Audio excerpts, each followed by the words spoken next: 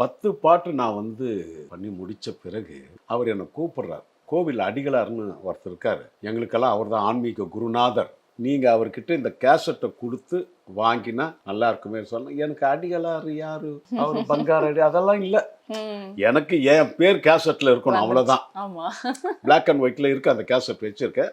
இருக்கணும். தேவான்னு இருக்கணும் இசை. சரி வரேன் சக்தி அப்படின்னு சொல்லிட்டு அவரோட போறேன் நான் கோவிலுக்கு. அங்க போனா கோவில் இப்ப இருக்கிற மாதிரி இல்ல. ஒரு ஒரு கிரவுண்டு மாதிரி இருக்கு. அங்க ஒரு கோவில் இருக்கு. அங்க ஒரு சேர் போட்டு உட்கார்ந்துட்டு இருக்காரு. நிறைய மக்கள் சக்திமார்கள்லாம் அவரை தூரம் இருந்து பார்த்துக்கிட்டே இப்படியே போயிட்டு இருக்காங்க. அப்போ இவர் கொஞ்ச நேரம் காத்துட்டு இருந்து என்ன அவர் கிட்டே ஆயிடுச்சு போறாரு. என்னப்பா விஜயான்னு கேட்கிறாரு அவர் அடிக்கிறார் குருநாதர். இவர் பேர் தேவா. வணக்கம் பண்றார்.